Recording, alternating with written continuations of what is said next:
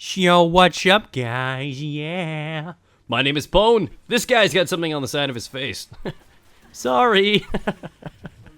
The ragdolls in this game sometimes get me. They're pretty solid. I do approve. Got my stamp of approval. So, today, 54 kill gameplay coming at you guys in the Iron Banner control. And I'm using the Shiro's Regime. I got Preorder's Revenge Sniper Rifle, the Raid Sniper Rifle on the hip. And I have an explosive rocket launcher device. I didn't even bother learning her name because I'm that kind of guy. I don't know what it is. It's probably the Heathen one or something. I don't know. But today, 54 kill gameplay, 10,500 score point game. Really, really good game. The other team, obviously, is questionable. Olympic-sized bronze medalist winning Crayon Eaters. They have some gifts, but anyone to ever have a great gameplay or high scoring or high killing gameplay, you have to have somebody on the receiving end of that. So enjoy. Hopefully you do enjoy these kinds of gameplays. If you want to see more, 40 plus, 50 plus gameplays, just let me know. I used to do this stuff back when I started YouTube, the pub stomping, if you will. And I just kind of stepped away from it simply because, it just takes a lot out of you to just kind of constantly grind and try hard. Sometimes you just like to play casually. But that aside, I want to talk about the current state of Destiny multiplayer, future state, things I'd like to see, things I'd like added in, popular guns, what's OP, what's not, stuff like that. So hopefully you're ready. Buckle your seatbelts, plug your nose, we're diving straight in. So first things first. In this gameplay, I just want to address something real quick. All these people that are saying the regime is overpowered, I completely disagree with. I find that a lot of time I can use the Shadow Price or the Grim Citizen or a handful of the other primary rifles, even Shinjin and some of the other ones can actually outperform this weapon. So if this gun is stronger than the others, it's probably such a minuscule difference that it's not really, really popular. The thing is it's an exotic rifle. It was sold by Xur for dirt cheap. Almost everybody has one. Like, they handed it out at every Happy Meal. Like, it's just like everyone has one of these things. So you see yourself dying by it a lot. Everybody naturally just like, oh, it's overpowered. Overused does not mean overpowered. That's just one thing people have to understand. But I've been outplayed pretty solid by people with lots of other weapons out there. So I just wanted to address that real quick. I don't think the regime is overpowered. I think there are a lot of legendary weapons that can actually hold a light to this one. With that being said, though, current state. Now, I played Iron Banner. Many of you guys know that Iron Banner is currently bugged. It's basically traditional control. There's, like, literally no difference. So, nothing on the line yet. Maybe we'll see some changes on that. We'll happen to see in the future. But they do have some few kinks they have to work out. For starters, as you know, they come from the Halo background, where things like shotguns were obviously a noticeable strong thing. Things like rockets were a noticeable strong thing. And that's why they were always an on-map pickup back in those games. Now the fact that everybody has fusion rifles and shotguns available to them, I think it's a little overwhelming in certain aspects. I think that ammo packs and people should spawn with only like 4 shots versus, 6 or 7 or however many they spawn with. So I think that they need to limit some of that. The time restraint on, the heavy ammo and stuff like that, that's perfectly fine. Every 3 minutes or so, I think is when it spawns, something along the lines of that. It's only like 4 or 5 times a match. That's not too bad. So They're talking about this, and when the news dropped that they're going to be nerfing the range of auto rifles, they're going to be nerfing shotguns, a lot of people were like, okay, I get this, I understand that. These other guns need to have a chance too. They're trying to achieve balance. I get behind that. You got my support. And then there's nobody said anything about fusion rifles. We're just going to no, we're going to let those go. They're super hot. We're going to keep them. Fusion rifles, I think, are actually more of a plague than shotguns ever were. That's just personal opinion. Shotguns do have a little bit of range on them, but I've been like cross-mapped from fusion rifles before outside of the Vex Mythoclast. So I don't know. I think a little bit of balance is something they need to look towards, and strictly just because the game is still new, so they're going to start working and balancing this stuff out. The good thing is we've been noticing them listen to the community, and that is something that a lot of FPS nowadays communities and developers and community managers just completely ignore the community. They act like they care, but realistically, they don't. They don't. So, I like the fact that they're following this up. They're trying to get everything right. Now, about the content. Everybody knows when this game came out, they withhold a few things just because they have a 10-year plan for this game. So, yeah, of course, the story mode wasn't much at the start.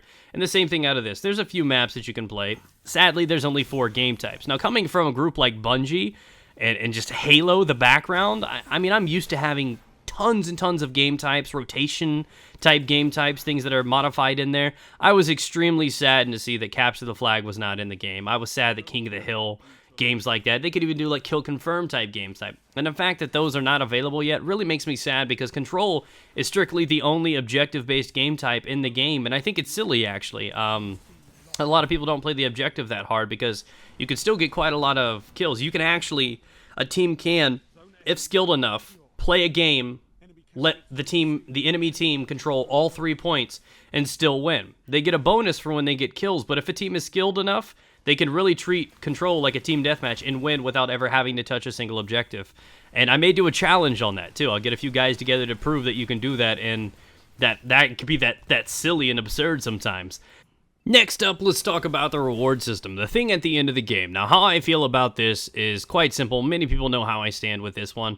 I look at it the way that I think it's intended to be looked at. I think the reward system at the end of Crucible matches is simply based on the fact that you participated. It's a big gold star saying, "Good job, you did great today, Timmy." It's just one of those things that's like, oh, good, you completed the game, let me give you something for it, or a chance at getting something for it. It's not really based off of performance. For example, everybody's like, oh man, I go 30-2 and I get nothing, but the guy in the last place got 3 kills and gets a legendary. I'm sure you can feel that way when you look at it and you think it's based off of performance, when it's truly not intended to be that way. But I think that if they were to implement like the first place or the second place person got a guaranteed role or guaranteed Ingram, and then the rest of the team, it was randomized just like the current state that it's in right now, I'd be okay with that. I would perfectly be like, oh yeah, okay, I get that. That way the top couple people can't say anything about it, and it can't hurt, because if you think about it, Tiger Strike playlists, you can go in there and you probably average 10 to 12 blue Ingrams per hour by doing that. Generally get about 8 just from the 4 or 5 of those an hour just from the reward system from the Tiger Strikes. So I feel like everybody should get a handful of these an hour. I've gone like 3 hours before and only gotten like 2 Ingrams.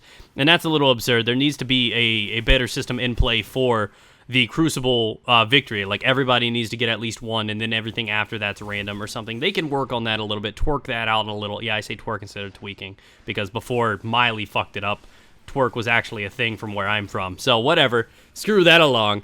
But with that being said, I really do like the Crucible, though. I like the fact, I really didn't think I'd be okay with the superpowers, but people need to be smart with using them. Yeah, it's kind of annoying when you just are beating the hell out of somebody in a gunfight, then they panic, and then they Warlock Nova Bomb you, or they just strike or dunk you or something.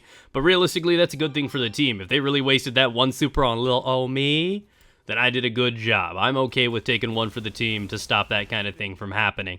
So, it's give and take. If you do it properly, you're going to do some crazy work. Now, I do some decent work with the arc blade in this. I'm more of a gunslinger. I don't really like to use the arc blade. I simply did because I needed to get post-mortem medals, and that first grenade sticks so well that, I literally let somebody about kill me, and then I throw it at them, and I'm like, haha, you just got Spider-Man, slut. So it's like, okay, whatever. Where'd the body come from? Anyways, moving on to other things. On the side of talking about the playlist and the game types available, not only would I like to see capture the flag type stuff, I'd also like to see bare bones, if you will. Game types that an entirely another playlist, very like what we have right here with Control and everything available. But the twist is there aren't superpowers, there aren't crazy things involved, it's just raw skill. Maybe remove the radar, like kind of a hardcore playlist. So I think they do have a wide open canvas to work with to make some of these things a reality. So they've got a lot of things that they can add to this, and I'm just really looking forward to the day that they do start doing this. And it's just a matter of time. Bungie is known for making massive differences and massive plays inside of these games. Last but not least, seeing as how we're coming to the end of this video right here, the vehicles. Now, the Interceptor. My God, this thing should have been pushed down a flight of stairs, and then somebody should have done like a crazy skateboard trick on its face. Like, I am so upset with those things. It seems like they don't have a weak spot, so unless you're shooting them from the side or from the rear end, you're always just never going to win that. It just takes too much. It takes like 3 golden gun shots to kill the thing. So I understand it needs to be tanky, but the fact that there's like no window for you to snipe it from head on, there's no way to actually do any real damage to it, it makes it a little absurd at some points, just completely impossible to challenge it if you don't have multiple people firing at it at the same time. And, the pikes can get a little obnoxious too, just because of how great they can maneuver and move around and bolt out there. So even if you do start putting some shots into the guy, he can just drive away, come back, and clean you up on the reload. So with that, hopefully you guys have enjoyed this gameplay. If you guys want to see more higher skilled, kind of higher kill gameplays, let me know. generally I'm just kind of casual and nothing's really, really serious. But Iron Banner, for some reason that night, I felt like treating like super serious business. Thanks for watching, guys. If you enjoyed, be sure to hit the like button to support the channel.